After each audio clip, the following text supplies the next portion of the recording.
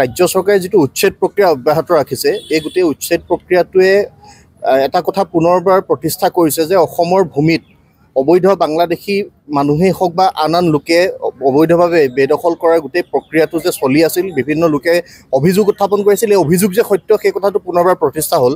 আৰু অসমৰ বুকুত বহু এনেকুৱা ধৰণৰ সন্দেহজনক নাগৰিকে বসতি লাভ কৰিবলৈ আৰম্ভ কৰিলে, বসতি স্থাপন কৰিলে, য'ত তেওঁলোকে বিভিন্ন ধৰণে বসতি স্থাপন কৰাৰ সমান্তৰালভাৱে তেওঁলোকে ব্যাপক জনগাঁথনিৰ পৰিৱৰ্তন সাধন কৰিলে। ব্যাপক জনগাঁথনিৰ পৰিৱৰ্তনে অসমৰ জাতি, আমাৰ ভাষা, আমাৰ সংস্কৃতিৰ প্ৰতি ভাবুকি কঢ়িয়াই আনিছে।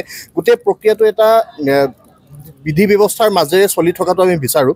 আৰু উচ্ছেদৰ এই বিষয়টো যাতে চমক নহয়, নিৰ্বাচনৰ বাবে যাতে চমক নহয়, শাসক বিৰোধী কোনেও যাতে এই উচ্ছেদক লৈ ৰাজনীতি নকৰে, তাৰ বাবে আমি সকলোকে আহ্বান জনাইছোঁ। আৰু এই উচ্ছেদ অভিযানৰ যোগেদি সকলোবিলাক ভূমি বেদখলমুক্ত হ'ব লাগিব, যিহেতু অসম চুক্তিয়েও অবৈধ বেদখল মুক্ত কৰাৰ কথা কয়, সত্ৰৰ ভূমি বেদখলৰ মুক্ত কৰাৰ কথা আছে। আন যিবিলাক ঐতিহ্যৰ স্থান আছে, সেই স্থানসমূহত উচ্ছেদ হোৱাৰ প্ৰয়োজনীয়তা আছে। কেৱল চমক সৃষ্টিৰ বাবে উচ্ছেদ নহয়, সকলো স্থানতে উচ্ছেদ কৰাৰ প্ৰয়োজন আছে।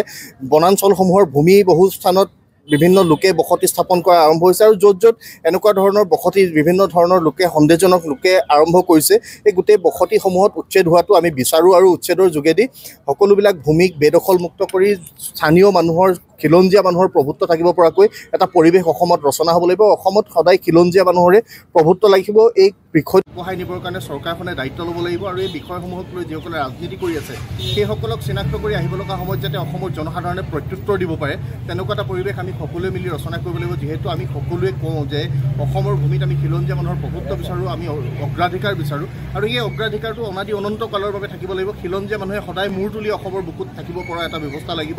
আৰু এই উচ্ছেদ অভিযানক লৈ ৰাজনীতি নকৰিবৰ কাৰণে সকলোকে সকীয়াই দিছে। আৰু উচ্ছেদটো যাতে ৰাজনৈতিক চমক সৃষ্টি এটা কাৰোবাৰ নহয়, তেনেকুৱা ধৰণৰ ব্যৱস্থাৰে আগবাঢ়ি যাবৰ কাৰণে আমি সকলোকে আহ্বান জনাইছোঁ।